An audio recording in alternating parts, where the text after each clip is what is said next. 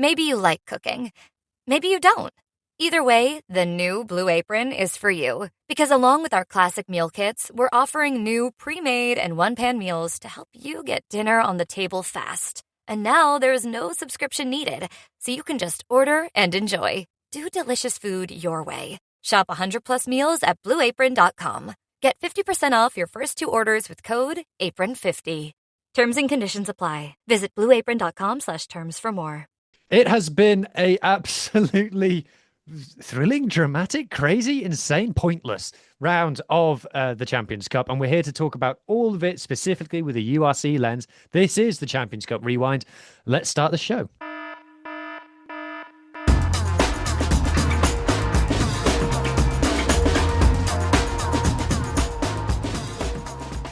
I am joined, as is the norm now, and that's a threat, to my 3 assembled co-hosts. We've got Ethan, Muhammed, and Adam. Good evening, gents. Good evening. And Sharky is with us too. Oh, he's gone. Oh, he's back. Sharky is here too. We should be getting Sharky's thoughts on Shark Week presently. But before we do that, there's literally no time, so we're going to have to carry on and talk about all of the games. So a reminder to how this works. So we are usually the URC Rewind. So we talk about all of the URC games, URC teams, and nothing else. So if there's any games between exclusively English and French opposition, we're not talking about it. So Toulouse losing to Saracens, we're not talking about that. But if you want to get insights on the top 14 teams and the French teams, you can watch the top 14 digest. That will be out on Tuesday night.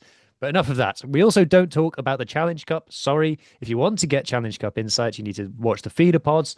Bit of an animal for the Lions. It's the Interpro show. I nearly called you Provincial State of Mind. That would have been a faux pas, wouldn't it? Whoa. The Interpro show for Ulster and Connacht. And Ethan's lucky because all of his teams are in the Champions Cup, so he's happy. But for the Welsh teams that aren't the Scarlets, you need to watch RAP over on our sister channel, WRRAP Podcast. Search that, and that's where you'll get all your Cardiff Dragons and the other one talk. So let's get straight onto it. In chronological order, we are talking about Edinburgh versus Gloucester. Now, Ethan, this was the most Challenge Cup game I've ever seen. Why was it in the Champions Cup? Talk us through it. Well, first, I'm wanting to ask about questions about what language is suitable for this podcast. Oh my gosh, that was hard watch is probably the best way to put it. Because, I mean, if you look at the score, you'd have thought, oh, okay, quite exciting, but no, it really wasn't. I'll start with some positives. So Freddie Douglas, fantastic. He gets lots of hype. Policeman Ben He's loves getting him. hype. Yeah, like if you look at the group chat, like Freddie Douglas is well loved in that group chat.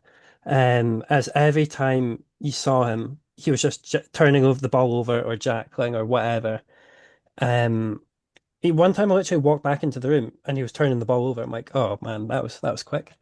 But no, the best thing about that was he provided a platform for Edinburgh to attack on. So that turnover penalty was crucial in that.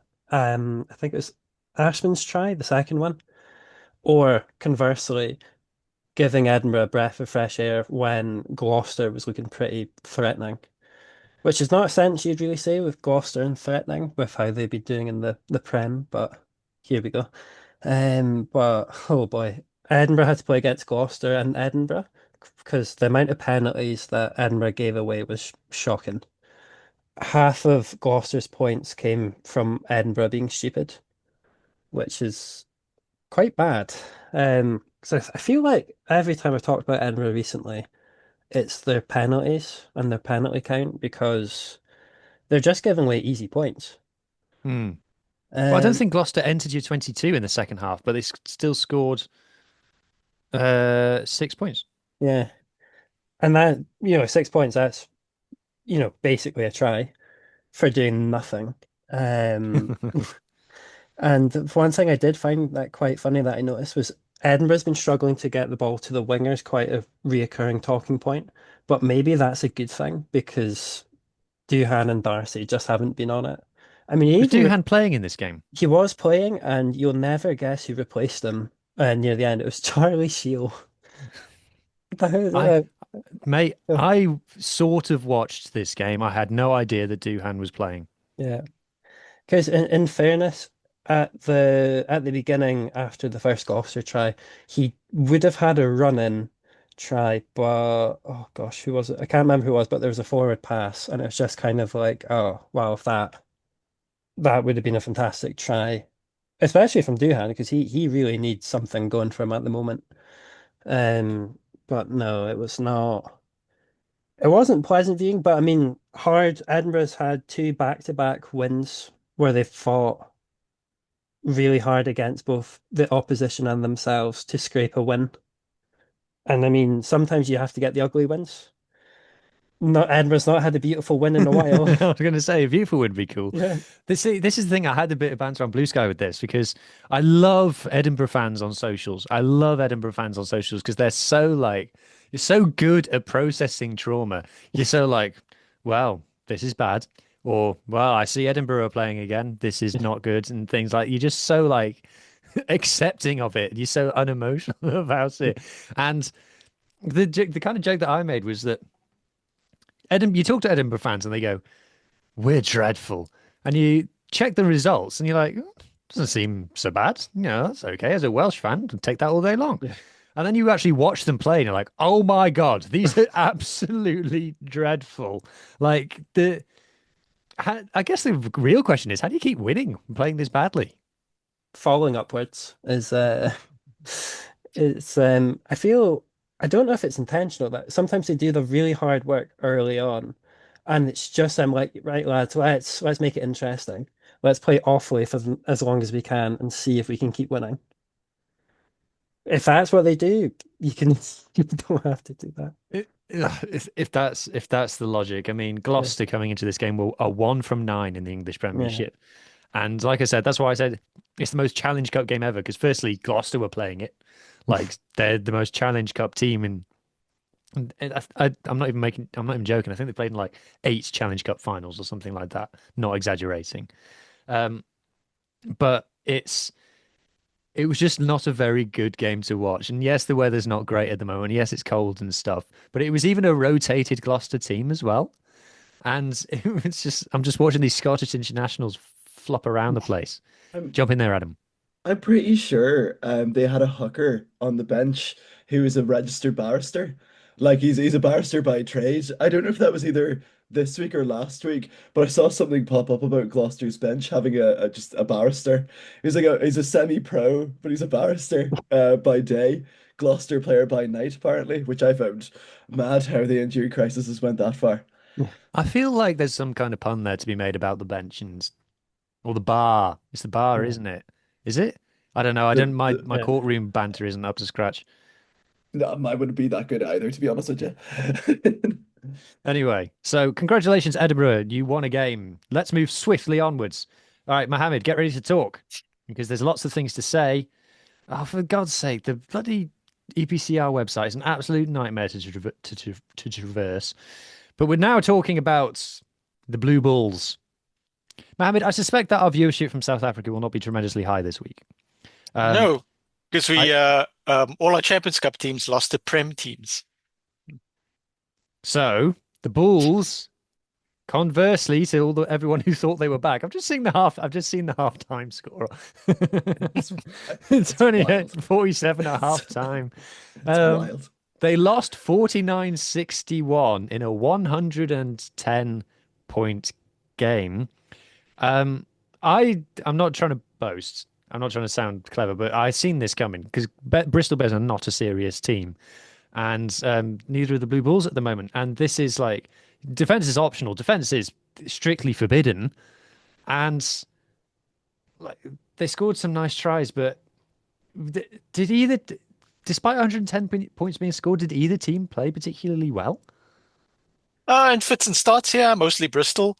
It's very interesting. I mean, the Bulls on paper for this team that they picked, and Johan Ackerman did say after the Stormers loss in Cape Town that they were going to pick the best possible team in these two fixtures. They've got an away fixture next, and yeah, this was very disappointing because the thing is that you want South African teams to be competitive, and I think the whole country sort of jumped on the Stormers bandwagon despite them losing this week because they're like flying the flag for the country. But I suspected this game would be a lot closer. Bristol started like a house on fire, and then as in the second half, it's sort of like those water breaks helped them a lot because they were huffing and puffing, Oh my and goodness. they I thought after 25 minutes, I thought some of the Bristol players were going to pass out. Like, yeah. who did this? Oh, Saracens did this away to Toulouse last year. Not Toulouse, Toulon last year, where it was like 40 degrees. And they scored like 5 tries in the first half an hour. And I was like, lads, great, you've crossed the try line. You've gone too hard, too early here. And they ended up conceding 70. I thought that's what was going to happen to Bristol as well, because they were like 28-0 up. And I was like, you've run way too much in the heat and in the altitude, and you're not going to be able to hang on. But they did. Yeah, I think there was a danger of that, but they were able to somehow mitigate it, them blowing up and that type of thing. But yeah, the Bulls defensively, I expected a bit better. I want to see who these people are that said the Bulls were back after the Stormers loss, because yes, there's going to be teething problems. And the weird thing for me is they've got such wealthy owners. So why didn't they just give Ackerman a clean slate? Why did they make Ackerman take Jake White's assistant coaches? Why didn't they just let him push just Apparently, he start didn't the want fresh? to. I heard he didn't want Oh, to. I heard he so wanted to maybe come in and see what was what.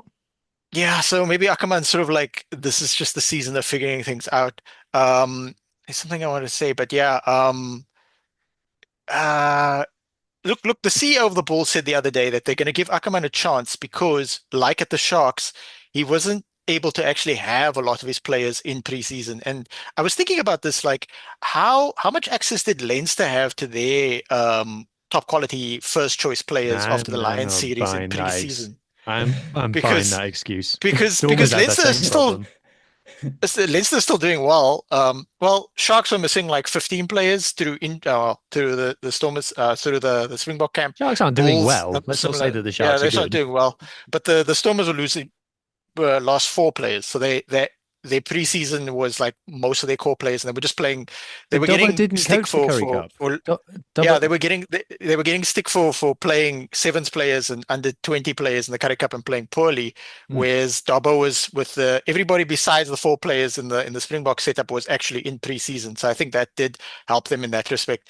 But yeah, it's like a thing of like all these factors as it relates to being a South let's read the African team. defense stats. So, so 69% tackle success plays 65. although I will say I am wearing blue, but I do not support the Blue Bulls for a lot of different reasons. My good friend Byron Hull supported the Blue Bulls. You can't.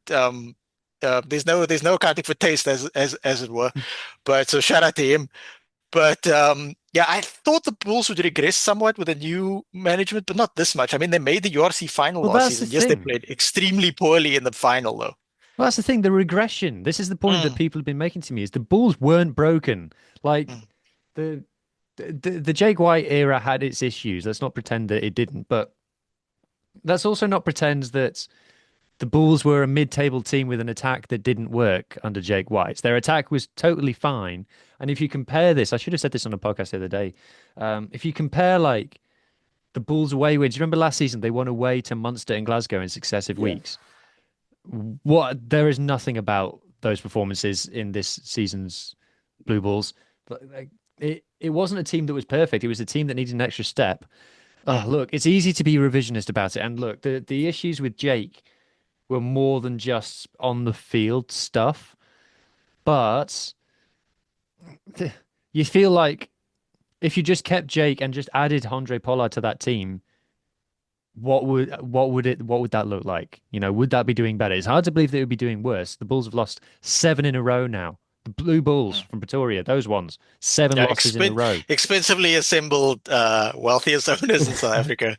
One other aspect is that Ackerman, from his time at the Lions, from his time at Gloucestershire, from his time at even in Japan, he wants to play an expansive set of rugby, and he's trying to sort of implement that at the Bulls. But this team seems to be set up to grind you to death, that type of thing. So how is he going to sort of adjust it? He's got passengers in the team like Harold Verster, used to be really good under Ackerman at the Lions, but he seems to do the Ebenezebeth thing where he gives away silly penalties at least 2 a game and that type of thing. So yeah, Bulls.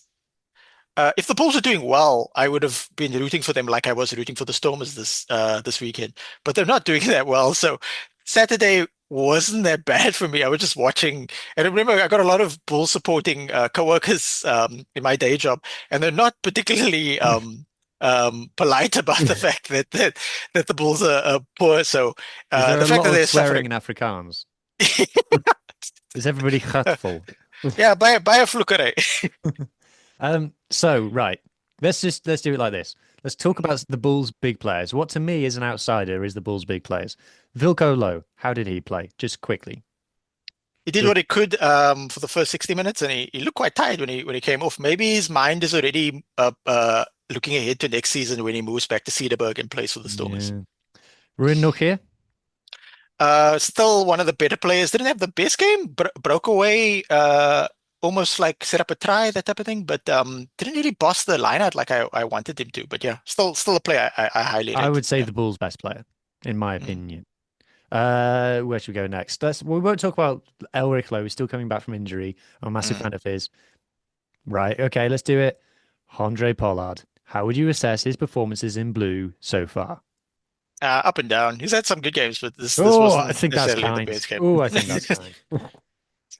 Did we clip the thing We and put it did. on the website? Yeah, we did. Yeah. It's so I think he kicked his goals. He had Yeah. one line break, I believe. Mm. I think he created more problems than he solved.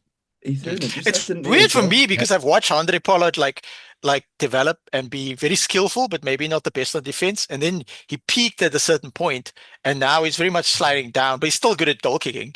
I mean, he could do a job for the Springboks like off the bench type thing, like finish the last 10 minutes still.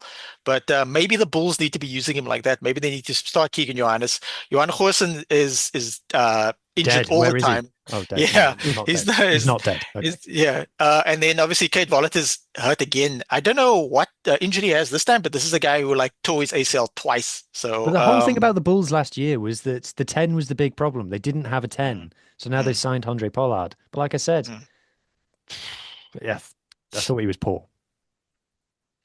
yeah, I think fly off as it relates to South African teams. The Stormers are well ahead because the Stormers second choice guy is a year older than the person in front of him in Shash Feinberg and Gobazulu, and he had a up and down game this week, and we'll get to it. But Yuri Mattia is still quite good. Okay, and then finally, so obviously Kanan Moody's out injured. Kurtley Aronson are injured. Apparently, and then obviously Cameron Hanekom would play so well that he would sort of paper over the cracks of the Bulls last season because he was just such a phenom. And then Willie LaRue. I think someone said the other day, leave the game before the game leaves you. I don't know who said that. Hopefully. I think the Bull supporters are still holding out hope there, but yeah, he's fading quite fast. When he got a yellow card, after the yellow card had elapsed and the fourth official had said to the Bulls team manager, you can bring him back on now, the team manager should have said, no, thank you. He's going to stay sat there because he wasn't great. And like you said, leave the game before the game leaves you. There was the bit you talked about Ruin Nokia's break at the end. And look, Willie LaRue ended up scoring this try, so fair enough. But Nokia line breaks. He looks to his right, he sees Willie LaRue in space. He looks to his left, he sees a front rower who is marked, and he passes the ball to the front rower. I think that says what's going on here. No, Nokia's not an idiot. Anyway, sorry, Bulls fans for laughing at you. You gotta laugh in these seconds. Like none of you are watching anyway. Why would you want to hear anybody else talk about this? But yeah, they only listen to and watch Afrikaans podcasts anyway. So anybody else got anything to add on the Blue Bulls? I mean, sorry. Go on, Ethan. Oh, thanks. I was going to say, like, this result and the Saracens Toulouse one's kind of really diminishing Glasgow's best accomplishments of the last few years of us winning away in Pretoria, and then obviously us beating Toulouse a few weeks ago. The Bulls team that you beat in Pretoria was a lot better than this one. I still argue that Glasgow winning the URC title season before last is the best achievement that the league has seen, in my And opinion. Yeah. and before we move on, yeah, the last thing to say is well done, Tom Jordan. As good Yeah. as we said he Yeah. is. Yeah. Yeah. Oh, he kicks the leather off the ball. Yeah. I was I gonna mean, say, oh, sorry. oh, sorry, I was going to say, and it doesn't look like he got carded from what I can tell, because he's quite prone to the good old Farrell school of tackling, and either gets a yellow or a red. So, yeah, Did you good see him on him. giving the team talk at the end? No, oh, what He was was he in saying? he was in the huddle with all the Bristol Bears, and he was explaining to them how he liked how they were applying themselves, but he was using lots of swear words, Yeah, and the camera caught everything that he said. Commentator's nightmare. Yeah. I was gonna add on that I don't think I've ever seen a pitch as bouncy as that one in Pretoria. Like how many kicks came out of Tom Jordan and just bounced the right way for Bristol. Like you always say, like, oh, it's a game about, you can never predict when a rugby ball bounces, but every single bounce went in Bristol's favor. I've never seen like there was loads of tries that they scored where the bounce just went like in an unusual way, bounced off the ground right into the winger's hand. Like they would have had a fullback there, just bounced right into the winger's hand, and they would have ran. It was mental. And this was It was, Bristol without Lewis Rees-Zammit as well. He would have torn up. he would have. He would have. Revovo as well. I maintain that South African sides need to sign Fijian players because they're affordable. And the one player who looks like he was coping in the heat and the altitude was Revovo, who's Fijian. So there's Mata did quite well as well. So I think the Scottish teams are sad to lose him. yeah. Yeah, So 100%, 100%. Okay, right. Speaking of Scottish teams, let's talk about Glasgow. Right, this is the proper Yep. one. Ethan, it's your big moment. Right. Yep. This is the exciting one. Yep. So what surprised me was 40th iteration of Huey Pilotu, which I thought had been higher. But then I suppose they've had quite a lot lengthy spells of injuries over like the last year. This was So Hugh Jones' first game of the season. yeah, I know, and what a cracker to come back to for him. He had a great game. So he scored first, I believe, for Glasgow, if I recall correctly. And then I think it's probably better one was him setting up Staines' first try because he did like a nice up and under, and that bounced perfectly. And that I can't remember which Claremont player it was, but basically just completely escaped him. Rowe was able to get it, and then he was just able to offload it to Stain for the try. Um, Fair play to Claremont fighting back as the crowd was raging. I don't think I've ever seen such an angry crowd before. That wasn't an international crowd. That involved Scotland playing and Scotland doing something pretty horrendous last year. But I'm trying to think. I'm just reading my notes. I just can't remember what happened.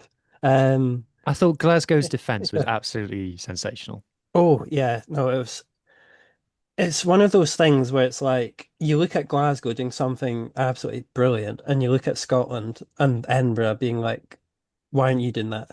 Because that double yellow period. What's the Simpsons meme with the barbecue? Yeah. Yeah. There's the double yellow period. So I mean, so good. granted, it was like, yeah, it was just a moment of madness from Schickerling and Horn. I thought Schickerling probably should have went off a bit earlier. I was surprised because he wasn't really doing well in the scrums, and he gave away quite a few penalties. I think he had one really good scrum, but that was pretty much it from him.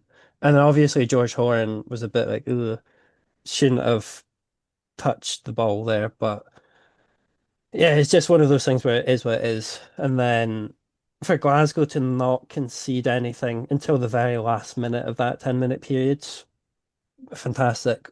The only criticism really have in that period was Dan Lancaster when he was trying to take that penalty. Should have taken the piss a bit more. Because he saw when they opted for the three, Glasgow don't take threes. Nope. They do not take threes. It's not their thing. So when he lined it up, I thought, I wonder how much he's practiced this. Yeah. I mean, he had 30 seconds on the clock. Like he could have eaten into it a bit more. Give me your thoughts on Dan Lancaster's performance, because we discussed last week. Yeah. Lost Tom Jordan. Hastings is moving on. Dan is now the man. How did you feel like he got on? I felt like he went okay in the sense of like he was managing to do the key things correctly. He had some really good kicks. He was able to get the ball out that, you saw Sione carrying quite a lot. And the ball was fast. Like, I think that was one of the really key things in this game was Glasgow was getting the ball out fast. He did get held up for a try, which isn't really his fault. I think it was just he couldn't really do much in that. I don't think he had enough time to really offload it, and he just got held up, which is different to the Matt Fagerson getting held up because he really should have passed it along the line. Hmm. Because I think any other day he probably could have scored Well, they that. held up But twice, weren't they? Yeah. yeah, so it could have been a bigger Yeah. margin, and especially at those key points in the game, the momentum would have completely shifted and helped kind of stop Clermont fighting back. But no, I think that's Lancaster's probably first, like, quote unquote, really big game. Hmm. Because sure, he played against the Sharks in the start of the season, but what I mean, for not to diss the Sharks or anything, but for like the first game of the season, it's not quite a, Test. a write-off. Yeah, it's really like, oh, let's see how we do, sort of thing. Whereas I know Sharky's looking not looking pleased. Um, but for like like a more higher stakes game, I thought he handled that fairly well. Hmm. Um, Okay. yeah, And another thing, I can't remember what we spoke about this week. What's your thoughts? Did we speak about the George Horn versus Dobby thing last week? I think we did. Yeah. So I feel because Because Dobby was George on the wing for this game. he was, I think Dobie had a quieter game on the wing, which was, I mean, you're not gonna have like unless you're Labibi or Pino, you're not gonna have those types of games every week. Um, but for Dobie, I mean, I don't think he did much wrong on the wing. Whereas obviously Horn, like apart from the double yellow Well, it or looked a like a stroke couple of genius then, having Dobby on the on the wing, wing. Yeah. with Horn in the bin. It was like, haha, it's Mhm. our secret other scrum half. Yeah. Oh yeah. No, I think that was unintentional, but it was one of those things where it's like, oh, How thank dare you? goodness. Franco Smith Yeah. is listening to this now going, what do you mean Yeah. unintentional? I think How he rude. he was too focused on putting Stain in a line out. He saw the That genius was in cool. that. That was Yeah. cool. And then to be like, oh yeah, Dobie's on the wing. Duh. I mean, one point Ben Afshar came on. I had no idea when he came on at the very end. Don't know who for, but it was just, oh, Ben Afshar's there. But yeah, I think George, a fairly decent game because I think one thing George does really well is he's a bit of a hype man. Hmm. Like gets everyone hyped up. And he just helps increase that tempo for Glasgow, which they need. Like Glasgow, if Glasgow gets slow, it's just it doesn't really work for them. It's not possible for them to do well, but it's just they need that ball going. And it's one of those things, if you compare Glasgow, someone in Glasgow, if they're trying to get the ball, they're always running with the ball.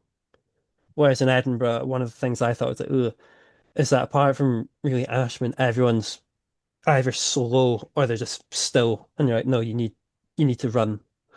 But I'm trying to think what else happened I that game. just think Glasgow is such a well-coached team. I love watching them. I love looking up their stats. I'm going to write a thing about them in the week. I just think that they are class, such a Yeah. class team. And it's now people are talking about them, 15 points from 15. People are talking about them Yep. being contenders.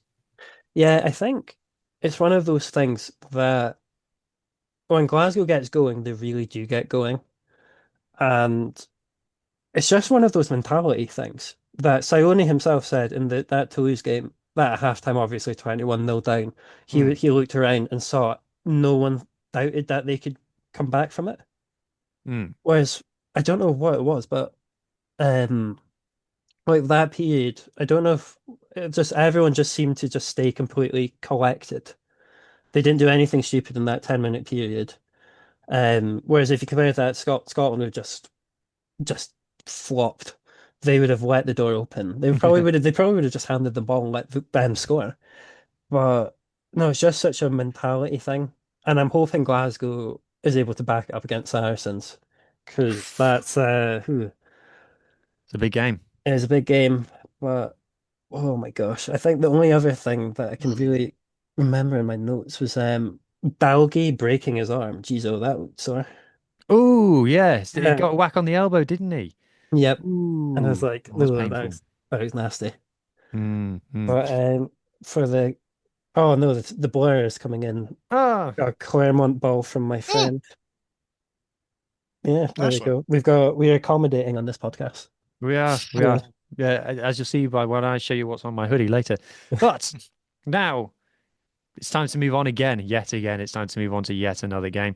And Adam, it's one for you to talk about. Leinster versus La Rochelle. And I'm going to ask you a hard question, Adam. Brace yourself. Are you ready? Yeah.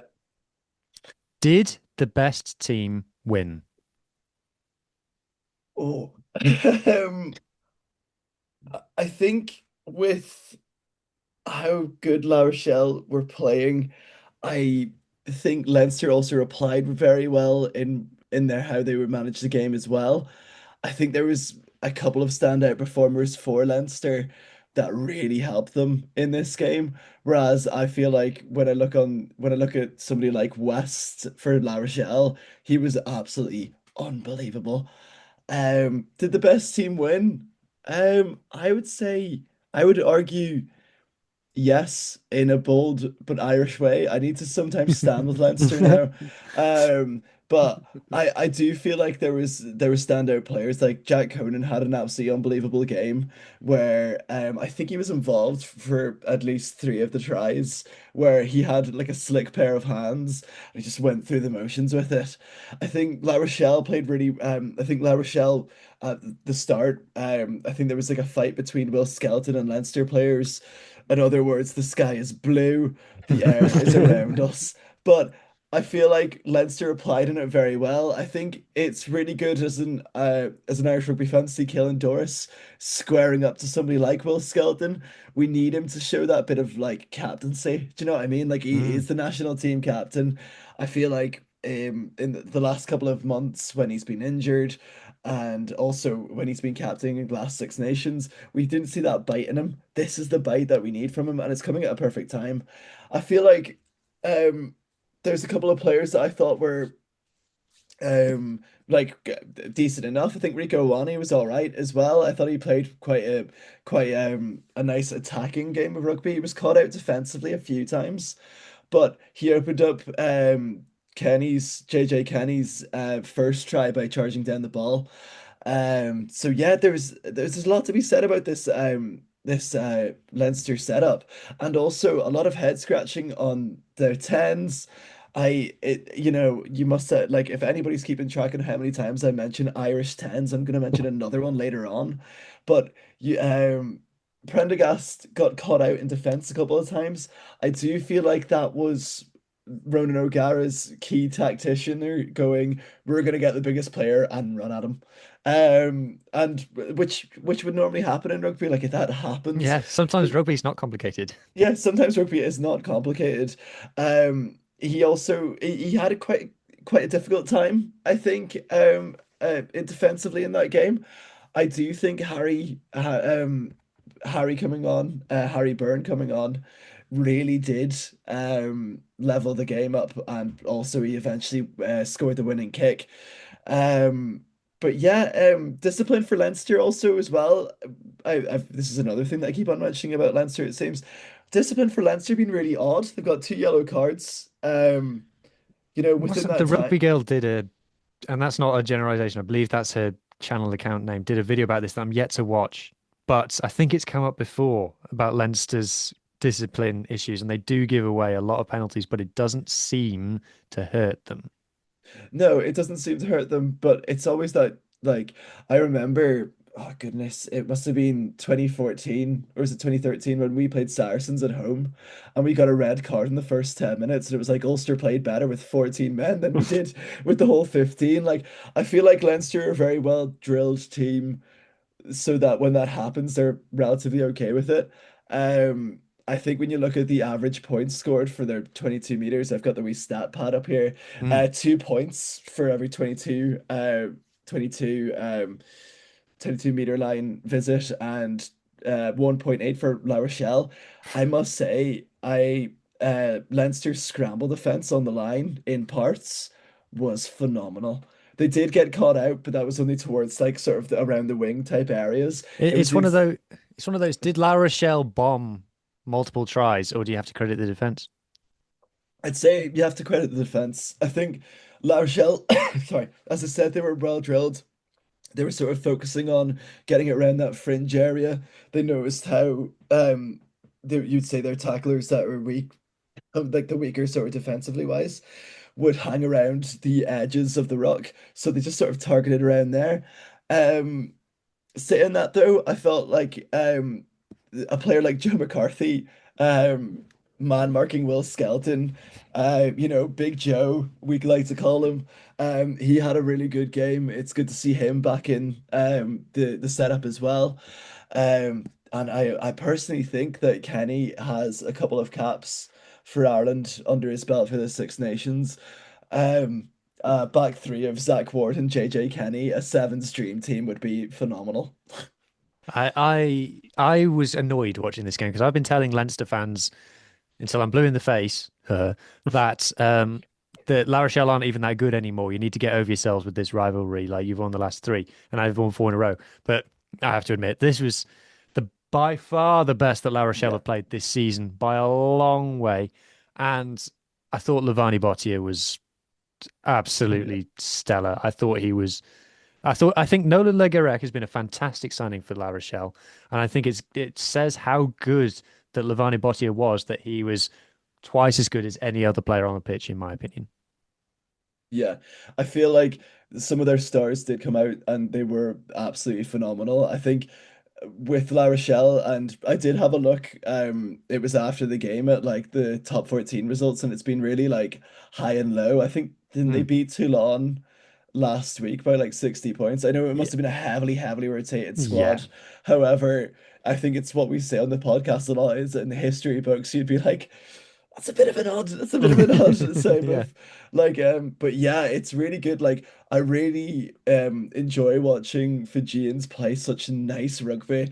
Like Bautier is just he was unbelievable. It was just unstoppable. Like it was just ridiculous the stuff that he could have got away that he got away with in terms of how well he played.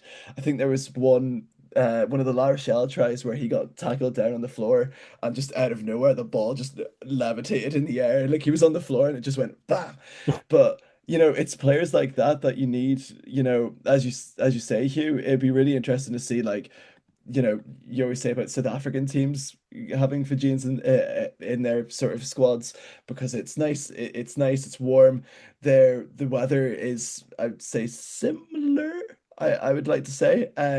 But having like European nights like this reminds you how class the Fijians are that are playing in France, how class the Fijians are that are playing in England. And I would love to see more Fijians in the URC in general because they're just class to watch. I couldn't agree more. I love Fijians. So I think we have to. It was a hell of a game. Fair play. Fair play. You've It was, broken me. Well done. yeah, Okay. it was Van der Fleer's probably best game Oof. for Leinster in like he ran His down try was fantastic. I was shocked. his try was phenomenal, but his try was phenomenal, and then I looked around at like it was Conan that opened up the space. It was Doran with sort of like a Doris with a miss pass, but that's what I mean. Like these lads were absolutely like they didn't back down from anything. Van der Fleer running a ball in from 10 meters in 2025 is something that I was not going to say, but I tell you what, he looked quite quick and he sidestepped a scrum half. Mm. So, it's one of those things that it's good to see Van der Fleer's also back potentially as well. Yes. And to just round it off, to answer my own question, I think the best team did win because the team that scored more tries than the other team won, which Yes. simple as that. Okay, right. Now I need to hand the floor over to our special guest, Sharky, to talk about Shark Week. 26 points to 10, Sale Sharks, which we still haven't quite identified what kind of shark lives in Sale, versus the the Hollywood Bets Sharks, who everyone has been pointing out has legs. Oh yeah. I didn't watch any of this game, Mohammed, so I'm relying on you here, mate. I was looking forward to this since the South African teams joined the URC. The reality is that things had gone somewhat stale in Super Rugby, and the fact that you could play URC teams and then play in a tournament where you could randomly play teams. Of course, over these last 3 seasons playing in EPCR, I started to realize that I need to put an application in so we can play Gloucestershire in the Champions Cup and or Challenge Cup every season. We did beat Saris in Durban, and they put up a fight they could have won it towards the end. But Sale went just about the best team they could, besides their injured players. Sharky's quite happy with himself because if you tuned into a bit of an animal on Monday when we did the early preview, Sharky picked Sale by 3, so he got his prediction. I picked Natal. But I didn't. Obviously, it's early preview, so we didn't really know the squad, so we didn't realize that the Sharks were going to send out sort of like a B/C team with a couple of A players like Vincent Chituka mixed in there. It was quite nice seeing Manu Chituka step George Ford. I think George Ford was like, I didn't realize a guy that big could run that fast. So he looked somewhat surprised. What was also Normally, you don't very need to run interesting. round George Ford, to be fair. Normally, through him Just and run over over him him. is a good option. Yeah. But Marichutuka was feeling sort of generous. He didn't want to sort of hurt an old person. But what was also interesting about this game in particular is that the Natal Sharks had lost a lot of players to Sale over the years, some of which players have moved on, like Jean-Luc Dupré used to play all 3 Dupré brothers.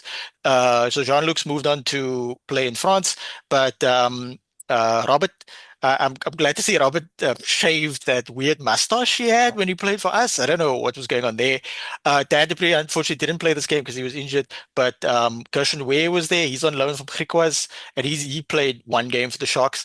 Um, um, uh, Jacques Vermeulen was there. Jacques Vermeulen did a very similar thing to Vincent Werner Hoch, who left us for Ulster, in that he had a blinder of a season, and then his contract was up, and he was like, "Okay, bye," which sucks because that happens to us quite often. So he was there. Hayden Andrews was there. Weirdly, Hayden Andrews was up and down for Natal Sharks, but he played really well in this game. He gave away 1 silly penalty, but and no one's perfect. Yeah, so Sale basically very similar to how we beat Saracens. Sale was like, okay, this is our first team. You guys brought a BC team. We're just going to play to a high degree in these conditions, and the atmosphere was quite nice. So yeah, look, what's going to happen now is that thanks to Ethan and Glasgow, Clermont are going to send a C team to Durban, and we're going to absolutely murder them. And the information coming out the camp is that they sent a B/C team so they could murder Clermont, and then also they're going to try and do the double on the Stormers, which is kind of weird because I feel weird about that because I mean, like, they're flying the flag for South Africa. We're just gonna spoil it for them. I've seen that tickets are selling well for that, by the way. Yeah. The Stormers sell tickets so well. They're even selling tickets for next week's game against Leicester. Leicester Tigers. Who wants to watch Leicester? Anyway. Okay. I don't really have anything to say about this game because I didn't see any of it. Has anybody else got any thoughts?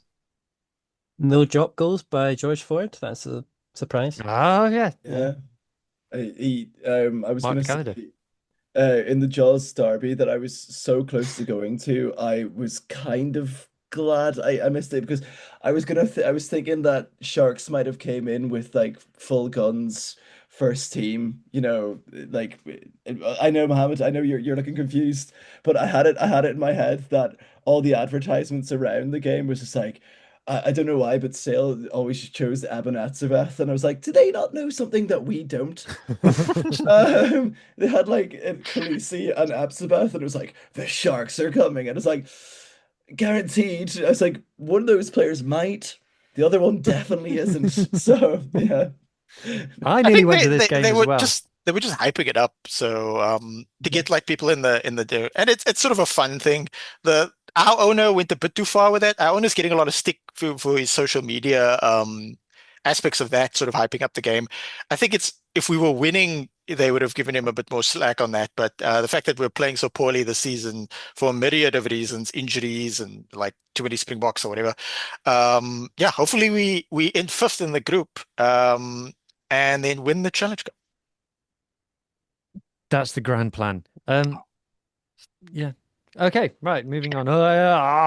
It's my turn to talk now. Talk about the Scarlets versus Section Power. As per my hoodie. Can you guys see? Wow, is it like a turncoat type thing here? Yeah.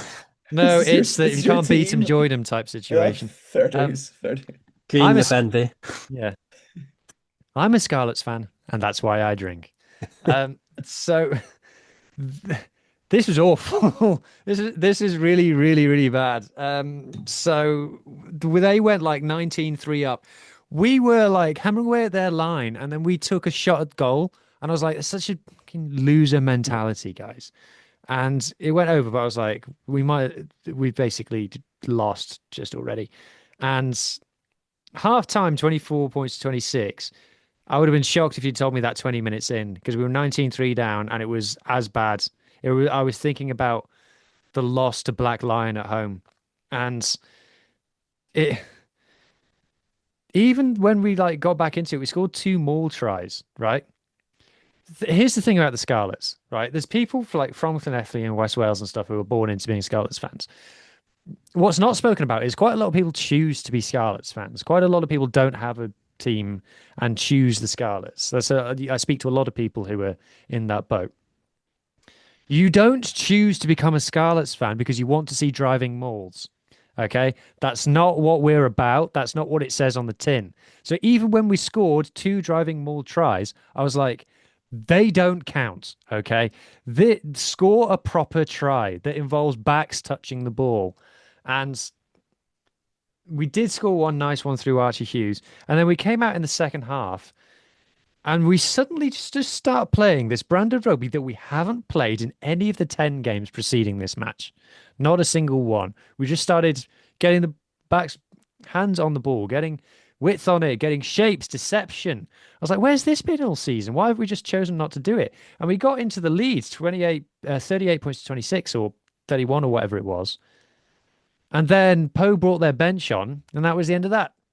They just completely, the Poe's bench, Poe's forward replacements, just completely changed the course of the game, and we had nothing in response. We didn't even bring on 3 of our subs until the 80th minute. And at this point, the fans, you talk about, there's some discussion about whether Dwayne Peel has lost the dressing room. I tell you who he has lost. He's lost the fans. Dwayne Peel has very much lost the Scarlets fans at this point. And I wouldn't be surprised, and I have no inside information on this, I swear. I wouldn't be surprised if they'd gone into the sheds at halftime and the players had just turned to Peel and gone, stuff your game plan. We're going to just play how we want to play now. And Peel's just gone, all right, well, you're on your own then. And it worked for a bit and then stopped working. I gave Ewan Lloyd a really hard time when he was Scarlet's 10 because he wasn't a 10 and he was wearing 10. And now with Joe Hawkins, like his performance against the Dragons, we all said that's one of the worst performances we've seen a 10 put in. And he just went, you ain't seen nothing yet. And the first half that he put in against Poe was just absolutely diabolical. I think maybe 2 of his passes in the whole game actually went to the player he intended. From a Poe point of view, congratulations to them. This wasn't the strongest Poe team by any means. I think part of them will be annoyed that they've won because they didn't want to. They wanted to get knocked out. And I thought Deo Atasogbe just proved why many think that he should be starting for France because he is so class. And shout out Carwin Tuipulotu as well for getting over the try line. Anyway, I should now open the floor up to questions. As Blair Murray, I remember, gosh, how many Six Nations ago was it that He's only played in one, so it can only be it one. was only literally last year. Jeez, what a year. Is he actually good for Scarlets? Because he seems quite quiet whenever you hear about Welsh players. He has been good. Yes, he has been good for the Scarlets. He's definitely in our strongest 15. He was coming back from injury in this game, and I don't know, but the Scarlets have a history of rushing players back before they're fit. Do you think what are the expectations now in terms of if the Dwayne Peel's lost to the dressing room, this is the hypothetical conversation that you had there. Dwayne Peel loses the dressing room. and user playing. Who is playing again next week? We've Does anyone got have the? Northampton Saints away. Oh, yeah, and you've got Northampton away. Are you just going to be like throw a bunch of academy lads out? Or are you going to try and send your strongest team? Or are you going to try and find a way into the Challenge Cup? Is it that sort of aspect of what is the Champions Cup going to look for you now? Are you just going to try and save face? Or are you just going to, Well, the push thing is, along? because we're in the same pool as the Bulls. So if the Bulls have got to go to the Bulls have got to go to Poe and get something. We're still fighting for this Challenge Cup. The Bulls have got to go to Poe and get something. So I don't think it's impossible to go to Northampton Saints and get a 4-try bonus point. We might concede 60 in the process, but if we score 20, then that might be enough. And our points difference is a lot better than the Bulls at the moment. It depends what kind of team that Poe put out. Okay, and then But finally, sorry, are there just hang any on, just truths to quickly. the yeah? Just quickly, the Bulls, I suspect, are going to put out a very weak team away to Mm. Poe. So it's still very much on for us to lose all of our games, concede a lot of tries, and still get through. Yeah. Thanks to the wonderful format. So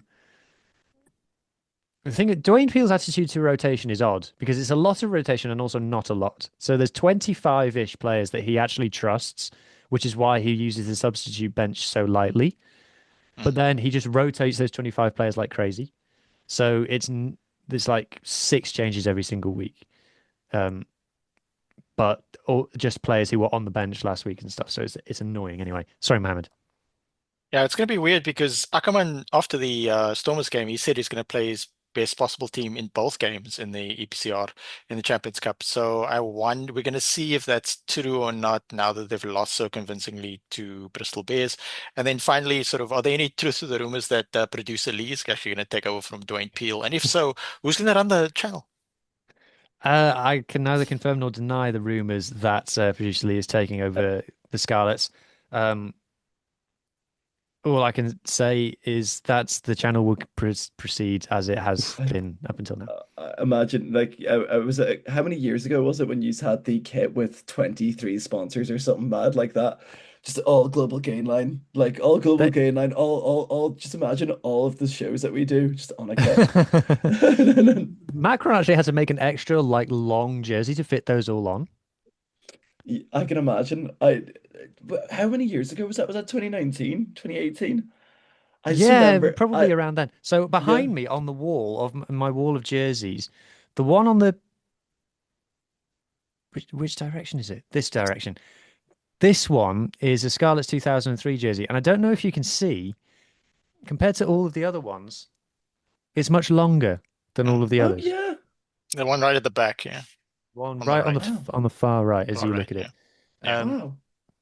I don't know why that is. Cougar obviously I just wanted a thing about long jerseys, but that's up there with my favorite jerseys ever. If I was to design a jersey, it would probably look like that. Anyway, we've gotten sidetracked, which we just simply don't have the time for. Right. Harlequins versus Stormers. I was there. And I was there in the media box for this one. I got to watch it, and I got to interview John Dobson and Damien Willemse after the game, which was very exciting. Sitting in the stands. Sorry, I'll go back to self-view. Sorry, very self-centric. I was in the media thing. The media bit and where the coaches sit is the same bit in Harlequins. So John Dobson, Brock Harris, and Mohammed, help me. Is it Rito Ngwani? Yeah. Yeah, they were Yeah, all that's sat. They were all sat behind me. So I was making a video. So I was recording myself, talking. I was like, Stormers not playing very well. That was bad of what they've just done. The Stormers, like, so they didn't hear me. But Dobbo was actually quite cool in the press conference and stuff. So I feel like what happened in this game was, the Harlequins got a couple of fortunate bounces to get 3 or 4 tries ahead. And then the Stormers just got dragged into playing this kind of counter-attacking, playing from their own half, high phase count game that didn't suit them at all. And the more they did it, the more they just played into Harlequins' hands. And the scoreline completely got away from them. And Harlequins absolutely destroyed them at the ruck. At ruck time, it just went that way. Anyway, Mohammed, what was your take? Yeah, very similar. Even though I was watching from home, it'd been really cool to be at the stoop. But It was very yeah, cool. I can confirm that cool is how I felt the whole time. Kind of wish I'd wore two pairs of socks level cool. Actually, it was rather chilly in the stoop. And so I think the Stormers can blame that if they need something to blame. yeah, I was talking about cool as an experience, but are you saying it was like really cold as well? It was awfully Who would cold, have yes. who would have thought? Um, but yeah, weirdly, like Harlequins have been horrible this season. Yeah. Yes, there've been some injuries and stuff, but like everything just came together for them. They got some guys back. They got like a good start. They got I remember at the end of the Stormers' victory against the Bulls, Dobson was like priming the pump, talking about, oh, we're not that worried about going the whole season unbeaten. If we drop a few games in the group stage in the EPCR, we're so long as we still sort of a competitive team. And obviously Dobson then further in the week got really upset in a press conference talking about like the condition of the field at Cape Town Stadium, which the Mm. Stormers don't have complete control over because the stadium belongs to the municipality, and the municipality is generally well run, and the people who run the stadium are generally quite good. But the stadium is used for multiple other things. Like in mid-February, I might be there for a concert, and more pressingly, there was like a monster truck event at the stadium that also affected the field, which That then is going to could affect the field. Yes, I can see yeah the logic there. yeah. So which could then have a knock-on effect in terms of like key injuries for certain players and stuff like that. So Dobson's sort of thoughts on that. And then I saw the team on Friday. I was like, okay, it's going to be relatively competitive, similar to the Sharks. There are a smattering of first team players like Damian Willemse, Galant was there, Suleiman Hudson-Berg. But overall, the what you can do though is like Dylan Mart, who's on loan from Griquas at the Stormers. He's looked good when he's surrounded by a majority like 70-75% senior players, where he's had a bit of a struggle game in this game because it was more of a sort of an experimental team. Their starting hooker is quite small, even though the scrum did quite well. Mm. Oli Kebble has looked solid since he's got to the Stormers, but he struggled a bit in this game. Zachary Portland, who's a Springbok, shows that a player this Absolutely young no also needs chance to that the be Stormers have surrounded by. 90% ruck success. That's Yeah, it's nonsense. probably a mistake in there. Yeah. But yeah, they were getting exposed similar to the Sharks at times, like um isolated and then sort of turnover and that type of thing. And this is the Prem teams did a clean sweep of South African teams this week, so that's worth noting. And Newcastle Red Bull, formerly Newcastle Falcons, they beat the Lions earlier this season, but it was in Newcastle, and the Lions didn't send so much of a full-on team. I think what's happening with the Stormers is that they're going like, this is the resources we have. I would have loved the Stormers to go unbeaten in the group stage and then possibly in second on the combined log or first, that type of I thing, will but say it that wasn't Dobson in possible. the presser made a very big point of saying that this wasn't a weak team. He said that Yuri Mathia has played great for them. He said, Mm. pointed out the number of Springboks that there were. Ollie Kebble's a Scotland international.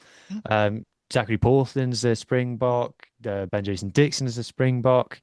So he said this. He did not see this as a weak team. He Mm. sat there saying this with Damien Willemse next to him. So I will say that I think that Warwick There was a lads there was a are bunch strong. of debuts as well, not just EPCR debuts, but I mean just Stormers debuts, that type of thing. Good players though. The wing and the loose forward guys who like stood out in the Currie Cup. So yeah, overall, uh, what do I want to say? Would have been great if they just run the gambit on this. I mean, we've won the URC. They've won the URC before. I haven't won any URCs that I'm aware of. But they've won the UFC before. Why didn't they just like really go for it in Champions Cup? But they will get definitely. They'll probably win. Leicester Tigers next week at Cape Town Stadium. So they will get a home quarterfinal, last 16. So that's something to look forward to.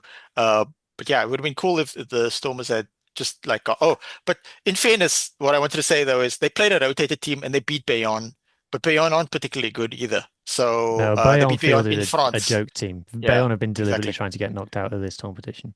Yeah, so that sort of helped the Stormers in that respect. So Yeah. yeah, I'm looking forward to seeing what they can do in this tournament and go as far as possible. Yeah, I think it's just one of them. I think when I asked Dobson about it, he was very much on the page of. He was really upset at full time. Like the other coaches went down to the dressing room, he stayed up. He literally had his head on the desk. He was really upset, but he kind of put a brave face on. He fronted up. He said that he didn't intentionally pick a weak team. He doesn't think it was a weak team. I don't think it was as weak as some people would like to say. I would say it's a rotated team because I mean Ben Jason Dixon was there, Yeah. but then again David Willemse did go off for concussion test early in the game, that type of thing, but he did come back on. Clinton Swart sort of got skinned defensively that way. Also, like it's the luck of the draw. I mean, you're getting Harlequins. If you'd gotten Harlequins early in the season when they were really struggling, you might have had a bit more luck with it.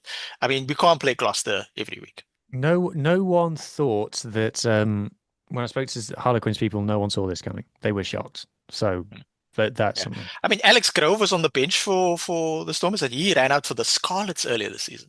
Scarlet Legends. Yeah. Anyway, right. Final game. We're finally there, everybody. RC Toulon versus Munster Rugby, 27 points to 25. Adam, I didn't get to see any of this one, so tell me all about it. So, this is a very interesting game. It was a very good game to watch. It The was also a scoreline game. is very Munster, I will say. It is very Munster, but there is a talking point to this game that I'm gonna get into towards the last couple of minutes of it. But this is a game where it was sort of like do you remember when he used to play for England and now he's in the pack for Toulon? I sort of was like, oh, there's Kyle Sinclair. I was like looking through the team, like going, oh, there's a couple of Kyle England Sinclair, nationals. Dave Ribbons, Lewis Ludlam, and Zach Mercer in the Yeah, starting and then lineup. Ben White was at 9, and I was like, oh, this is like to not quite necessarily the blockbuster Galactico team that Toulon used to have, No, it's but not I was just like, Galacticos. but this is like the randomness that Toulon needs, do you know, like the random internationals that they Yeah. used to have. But yeah, watching the game, it looked like a lovely day in Toulon. Two of the presenters of the Interpro show, Kaelin and Ben, were there.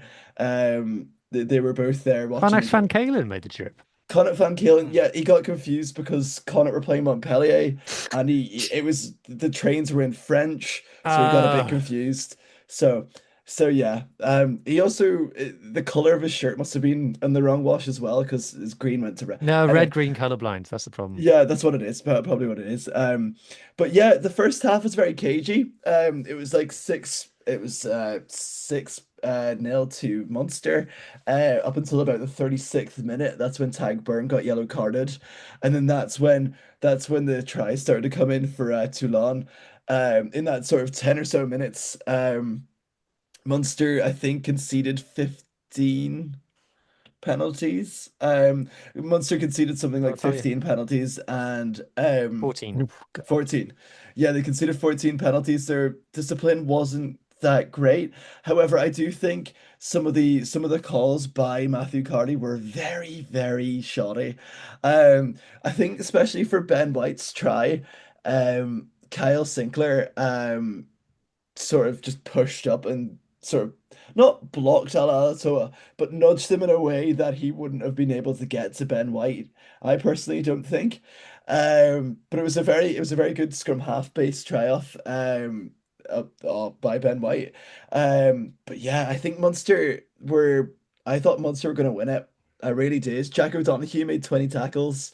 He put in a great shift. He scored a great try. I feel like Jack Crawley as well. I think he made about 15 tackles. I don't think he missed a tackle down his line, which is very good as well. You know, we're talking about Ireland tens. We're living in such a nice age of Irish rugby. Like Irish rugby used to have the tens that would be like, oh, David Humphries is looking quite old. Here's Ronan O'Gara. Ronan O'Gara's looking quite old. Here's Johnny Sexton. But now we're in this sort of loop of we've got loads of good examples of good fly halves that are international standard around every province, and we should not create it into tribalism, but we should celebrate as we have different options, We and are that's very nothing without nice. tribalism, Adam. We are nothing without tribalism, but as you know, my team's not in the Champions Cup, and I have to be nice about the other two teams in Ireland. I have to be a bit positive about this one. But yeah, I feel like with towards the very, very end, there was a very confusing penalty call that led to Toulon winning the game. Jack O'Donoghue was sort of stripped from the tackler, was brought into the ruck, and then sort of was thrown down, and Tag Burn just basically picked up the ball because the ruck wasn't exactly formed, in my opinion. You can see it in the highlights, in the highlights for the game, because I was like rewatching it back, going, yeah, there's no reason I don't think that that was necessarily a penalty. I think it was harsh on Munster. I think Munster could have had a very famous victory in France if it wasn't for that. That just makes it more Munster, though. It does make it more Munster, but saying that though, as I said, I was baffled by this penalty. Like I've kept on replaying it, going, the way he explained it was that Jack O'Donoghue was obstructing the scrum half to get to the ball, but it was player down. Burn went in quite quickly. The scrum half was nowhere near O'Donoghue. O'Donoghue was flung. So I was just like, there's like the mitigating factor is that I don't think O'Donoghue would have tried to get away if he could. And I think it was a very harsh call based on that, though. But I think Munster were a completely different team to one that we saw last week. They were much more organised, they were much more settled. I think Byrne and Jack Crawley coming back had a lot to do with that. I feel like Munster could probably look at that game that got away. I think if they were to look at this in a season-long thing, yes, it could be a game that got away. However, it's how they reply next week. But yeah, I think harsh on Munster losing. I do think they should have won it. However, Toulon did really capitalize in those. There was two yellow cards for both teams, I think. Ollie Vaughan got one towards the end as well. Munster scored a try within that time. I think the teams used the yellow cards really well. But at the end of the day, Toulon had that last minute kick that I don't necessarily agree with myself. It's okay, though, because Munster fans are very forgiving and willing to move on. Yeah, yeah. Well, that's what if you listen to the Interpro show and hear what the guys would say about it from Toulon, I can imagine it was one of those of I think it was quite a pleasant game for Munster because I don't think we had them down as winning it. I thought Toulon were absolutely from based off last week. I think it shows the character of Munster. It shows the character of Clayton McMullen, how well he got this team back up from probably one of their worst performances against Ulster last week to now going toe to toe with Toulon and nearly winning. But Toulon played really well. I think they had Bastero on the sideline as well, and it was sort of like, oh, remember him? Toulon players don't retire. They just get given a headset and allowed to put on weight. They don't retire. They Yeah, just well, isn't it Nonu? Nonu still played for them. Nonu At some still point plays for was them. yeah, Nonu still plays for them. It's like Dan you Bigger know, was randomly on the sidelines a few weeks ago. We don't know why. he used to play for Toulon. He's He just did, yeah. always sort of there. He released that really nice Toulon kit. Remember the classic one, the long I've sleeve? got it. I think you've I've got that got one. that. Yeah, Yeah, I've I got think it. you've got that one. Yeah, I was gonna say, but I think Toulon have a really like as a team. As I say, it's like sort of like a barbarian-esque random internationals It's all a in, very and random team. they all play really nice rugby, but they clearly have a good structure because if these players are coming back and helping the team as much as they can, you know, I'm not mad about that. I'm not mad about it. They've got a Mm. team with a lot of money. They've got that sort of European heritage for those couple of years where they absolutely dominated. So yeah, I think Munster fans would not necessarily. I think they'd be more angry at the referee call, not necessarily at the scoreline. They had a really good game. They fronted up well. They picked their battles. The penalty count, they need to sort of work on that. But considering how high the penalty count was, the fact that they were only 2 points up within the game as well, it Mm. shows the fight that they needed to have and the fight that they should have had against us last week, in my opinion. Mm. Ethan, Mohammed, did either of you catch any of this game? No, but I mean, talking about the internationals, is that not like how close is it to pushing like the top 14's like French player Toulon limit? are always very close to that. Always very. Oh, that reminds me, Adam. How did Thomas Albanos play? Because Toulon have plastered him all over their socials after this game. Thomas Albanos, it's one of those ones that like I need to like look up his face for a second because it's do He was you know playing like when you 10. He was playing he's 10 been for. oh no he was really good. Yeah, he was brilliant. He orchestrated the game really well at 10. I think most of their sort of running tries came from his sort of vision. I think from what I've noticed about teams like teams that have tens, but well, the top 14 fly halfway of playing is such heads up rugby, and it's very entertaining to watch. But he nudged over the last 5 minute penalty as well. So yeah, I think they've got quite a good player on their hands there. Yeah, but Ethan, yes, Toulon are often very close to being in trouble with the GIF rule. Yes. I Um, can't believe that there is a Jeff Rule considering what 10 years ago when they had like Johnny Wilkinson, Matt Ghetto, Lee Halfpenny, and you're like, they brought it in after that, "Mm, where because oh, is it happening?" that Galactico team, they were like, hang on a second, because it It was was like it was three French barbarians. people in the whole Ryan team. It was Abana, Bucky's Yeah, yeah. Porter, yeah. It's and Jack. That mm, story about Bucky's Porter subbing himself off at Toulon, where he would just play for a certain amount of time and just be like, I'm off. And then his lock partner would be like, but you've not been substituted. And he's just like, I'm done. I well, mean, but would it's you probably argue? Oops, sorry. I was gonna say, sorry. would you argue against Baki's Bota though? If you're Chris I Jack, no. I honestly think pound for pound that was one of the best teams I've seen. Like There's a that lot of Brian Habana, pounds. Lee Halfpenny. Yeah, it was absolutely mental Lee how Halfpenny was a replacement for Johnny Wilkinson, and they played different positions, but it was yeah. basically like Johnny Wilkinson, obviously is known for kicking goals. He retired. They're like, who should we get? And Lee Yeah, Halfpenny was just after good, the was Lions, very, wasn't it? very, very, very good at the time. But It was actually, without wanting to go on a Lee Halfpenny tangent, which I would happily do, um, Toulon ended up sacking Lee Halfpenny for being picked for the Lions. wow. See, that's the thing. Like Toulon have that Galactico. It's the closest that we'll ever get to a Real Madrid if you're to put Toulouse in that Barcelona category. It's the closest thing that we will ever have to that because Mm. that Galactico team, it's not necessarily a Galactico team that they had out, but it was certainly one of those where you thought there's quite a lot of really good players that are randomly just here. Like Ben White playing for Toulon, I thought was a bit rogue. Mm. Considering that he was like URC a couple of years ago, not even URC, he was in Premiership. He Yeah. hasn't even been. He signed an extension with them as well. Yes. Yeah, but he played a very good game as well, I must say. But yeah, I think for Scotland and having really good players, bar one in France, I just had to like recalculate it there. I was like, they've got Blair Kinghorn and Ben White, Yeah. there. I And think that Johnny Gray. and Johnny Gray. Yeah. It just And makes Jamie Ritchie. Jamie Ritchie Jamie. plays for Yeah. Perpignan. This is a fun Yeah. game. They've got a Yeah, guy who plays for Montpellier as well, and we won't talk about Oh, that. Ali no, Price. no. Ali Ali Yeah, Price. Yeah. Yeah. I, And there's another one who plays for Yeah. Montpellier. Yeah, Adam Hastings is going to go there at some point as Yeah, he's well. going to It, Montpellier. Oh, it, Alex Masabaka. He's not been capped yet, but he's basically.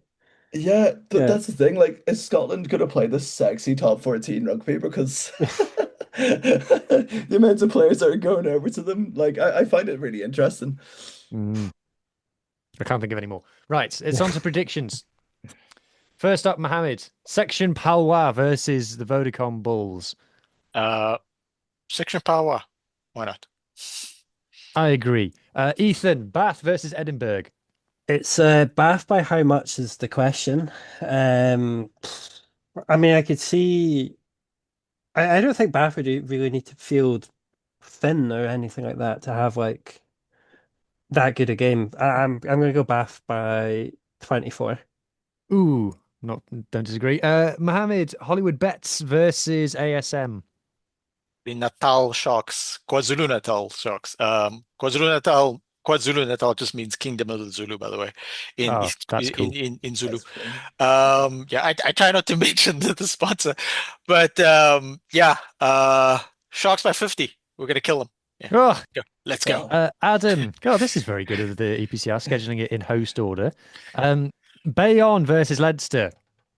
Leinster are going to field some type of B team and still win because that's what Leinster do. I'm going to say Leinster by 20. Okay. Muhammed, back to you. DHL versus the Tigers.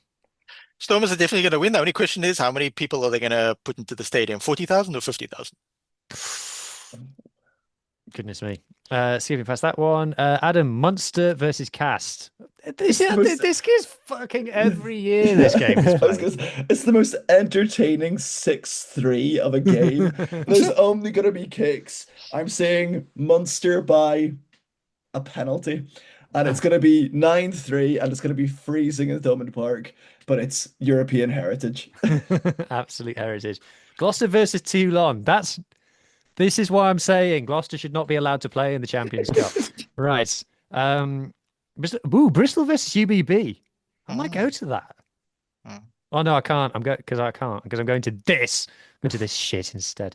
I'm going to Saints versus the Scarlets. Moving swiftly on. And finally, Glasgow versus Saracens, Ethan. Ooh, I mean, I think Glasgow can pull it off. I think they can as well. I think. Let's hope that it's windy. We need the wind, and it to be absolutely freezing. But which way do you want the wind to blow? Glasgow second half. That's just what we need. Yeah, we like the wind for some reason. I'd say the UBB game would be game of the weekend, but I could almost make an argument for Glasgow Saracens being an absolute blockbuster, to be fair. Yeah, I mean, it'll probably be Scotland 10 off because you've got Hastings/Lancaster against presumably Fergus back. Yeah. And also played well earlier. And Andy Onyama Christie trying to fight his way into the Scotland back row. Oh yeah, I forgot about him. Well, there you have it, ladies and gentlemen. We've reached the end. Thank you so much for watching. During these shows, I'm supposed to tell you to like and subscribe throughout. If you've gotten to the end, you've probably subscribed already. But if you haven't, have a word with yourself and hit subscribe. We want to get to 1,500 YouTube subscribers by the end of the season, and we're looking forward to that. That just leaves me to say thank you to Ethan, Muhammed, and Adam. Cheers, thank you. Cheers. Thank you. Thank you to everybody for watching. Enjoy your rugby, and I hope that everybody's team wins. Bye.